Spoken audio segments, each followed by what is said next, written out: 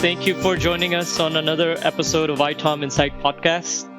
Let me begin this session by introducing myself. My name is Bilal Farooqui, and I am ITOM Solution Architect focusing on suite of tools in our service management automation space. I have 14 years of experience supporting various organizations, with majority of my experience being in configuration management. We also have Louis Kim with us, who is the industry veteran. He has more than 15 years of experience as solution architect and has been guiding enterprises on successfully leveraging configuration management solution. Louis, could you tell a little bit about yourself? Certainly. So I actually started initially in my early years as a developer, spent some time in the enterprise content management and as well as the identity management space. Moved into professional services for several years, implementing solutions, and then transitioned into pre-sales and solution architecture. And I spent much of my time, in the configuration management space, and in the past, I guess, decade or so, in that space alone. And I've learned quite a bit from my experiences there. Thank you for the intro, Louis. So on episode 1 of our ITOM podcast, Pamela and Mike, they covered the topic on how enterprises are using asset and configuration management for their success. They also covered differences between asset and configuration items. In today's session, we will further explore configuration management and summarize the use cases around it as 4 C's. So what are 4 C's? It's context, change, cloud, and compliance. In addition, we will discuss experiences from various organizations before we dive into these as we go along. So before we dive into these, let's talk a little bit about the configuration management idea and what it is.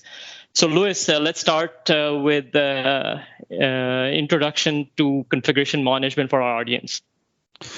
So configuration management system, or CMS for short, is actually an ecosystem of activities that help to essentially drive the automatic population of a central data repository, which we call the CMDB. And this is the place that should be the place that gives you what we call the situational awareness of all the things that are going on in the enterprise. These things include configuration items, or CIs for short, which essentially represents every sort of discrete element of the infrastructure, as well as all the applications and the business services that need to function effectively as a business. And to achieve this, there's really split into 2 main sort of functions, if you will. That's the data collection process, which is referred to as discovery. And then once data is collected, where you would actually use that information or data in a central repository called the CMDB. And so, the important thing about all of this is that the CMDB needs to address and support the 4 sort of pillar tenets of what makes an actual CMDB a CMDB. And that is, data federation, capabilities around data reconciliation, data normalization, and an ability to actually model that information called modeling. Great. And that does bring to light what configuration management is. And this may vary from organization to organization on how they perceive and deploy it. And from your explanation, we can see CMS is not just about collecting and storing information. It's bigger than that. So data needs to be organized, it needs to be modeled, normalized, reconciled, and there's federation and visual presentation. So all of them are equally important to what makes a CMS. And this brings us to an important point where we hear configuration management around tools like Microsoft System Center and configuration. Also in other places as well. For example, in our episode 4, the match made in heaven between Micro Focus and network automation and Red Hat Ansible, where configuration management is also mentioned. We see that it was mostly around domains within the configuration, for example, deployment of configuration changes, etc. So we don't see that broader scope of CMS or configuration management system. So let's talk a little bit about that. So a configuration management database, or CMDB, more broadly speaking, needs to serve to provide, and this is one of those C's, is context, right? At a higher level, in addition to exposing all the technical details of, say, a device or an application. And by this, I mean referring to what's known as, I guess we can call it the service model, right? And essentially, this is the view or the model that gives you that context of all of the configuration items in relation to other configuration items that represent things like your applications, your business services, your organizations, and so on. Again, kind of coming back to the context, it's all of the sort of the connective tissue that is being able to be sort of illustrated in a single view. Great, great. So we understand the role of configuration management, also the broader scope of understanding what it brings. So let's go into the topic of our today's session, which is the 4 C's: context, cloud, change, and compliance. First C being the context. Louis, please tell us what really does context means for configuration management. As I already mentioned, one of the key roles of the CMDB is to provide visibility into not just the configuration items or the discrete data, but all the interdependencies and relationships between configuration items. If we look at the human anatomy, for an example, right, and what affects health and balance to determining, whenever there are like ails, what is the root cause when something goes awry? We can use the example where, let's say, at the bottom of the sort of the human body or the anatomy, you have the foot, and then the foot is somehow connected to the ankle. The ankle is connected to the knee bone connected to the hip bone connected to the backbone, and the backbone to the neck bone, and eventually all the way up to the head. Ultimately, what you have as you sort of straddle those dependencies is provide some that view provides some level of context of what matters all the way up to the top.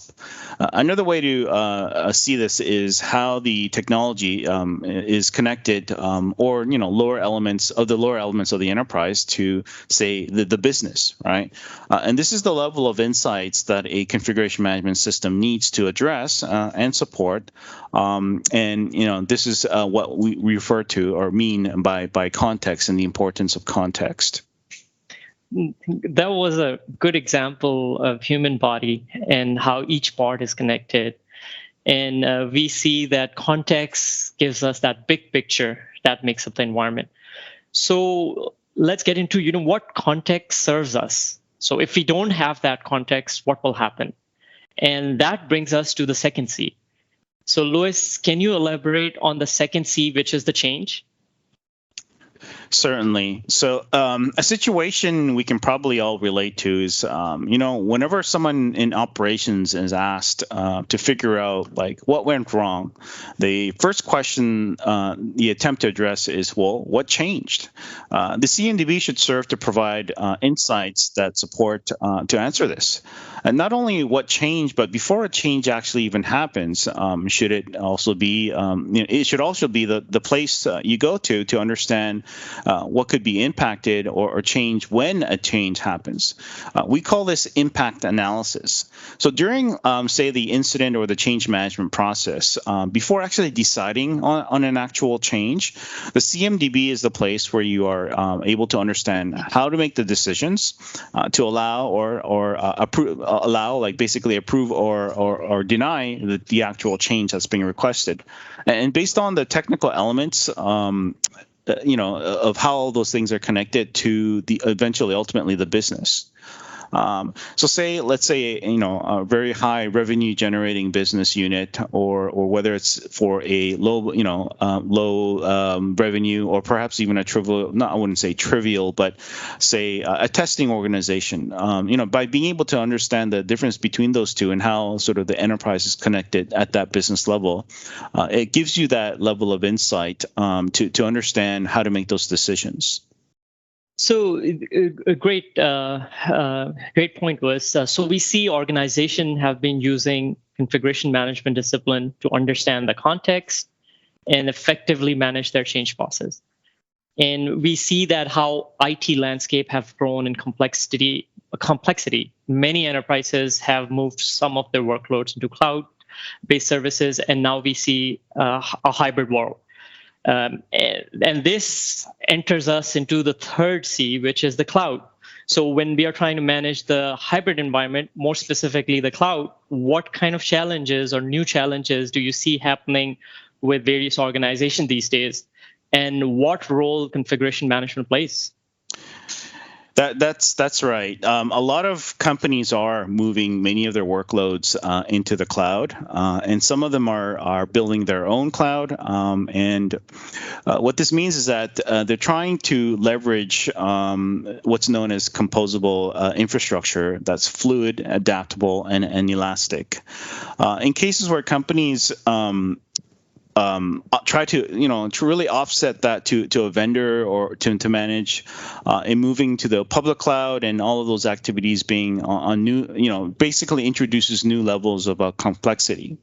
From the prior two Cs, the challenges remain the same, actually, though, if not with added complexity, and especially if you take into account the hybrid environments where things are partly on premises and some of them are on the cloud or across multiple cloud vendors and resources along with their on-premises resources.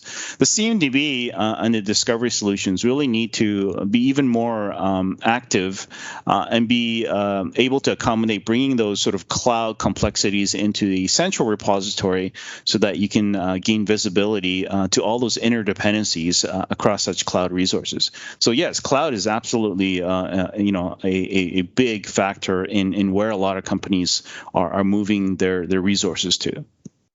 Right. And talking about the cloud, this brings us to our fourth C, which is compliance. And one of the use cases we see for compliance is to collect data on what softwares are deployed, or as part of the software asset management initiative, understand the on-prem software footprint. And when we are moving from on-prem to the cloud, we need to understand the software footprint in the cloud as well. Now, as the infrastructure is changing, and in the cloud it's changing faster, and as the cloud versus on-prem. So understanding the software footprint for on-prem would be different for the software that sits in the cloud. And a good solution needs to be able to collect that information from the cloud as well. And moving into cloud security become a big concern. So Louis, what are you seeing with organization as they manage their compliance in the hybrid environment? So you're absolutely right in terms of what's going on, where more and more workloads are moving to the cloud, and with that you essentially get an increased level of complexity and things like increased levels of virtualization, moving away from those sort of hard assets or traditional systems. And with that, when you talk about virtual systems, they contain software that can also move fairly fluidly. Also be encapsulated differently. So the configuration management system really needs to be able to accommodate this. And by this, we mean, take a simple example of a virtual machine, which has software on it, right? And the way you consume or pay for that depends on how it's actually deployed across the environment, whether it's consuming X amount of processes or the number of amount of interconnects and so on. And if a virtual system moves or recalibrates with different amount of computing, then the licensing position actually may also change, right, during this time. So an example would this be like Oracle licensing, right? The other is simply gaining visibility to applications that are distributed not just across your traditional operating systems, but encapsulated into say containers. Now we need to know what's actually inside those containers to actually know whether or not our software is going to be compliant, not just from a licensing standpoint, right, but also perhaps from an internal policy or a security standpoint. So a lot of these newer technology types really need to be taken into consideration by the configuration management system that can expose all of those elements in meaningful ways, and as it pertains to how we maintain compliance throughout those newer sort of technologies. Great. So I would like to continue on the topic of compliance a little bit more.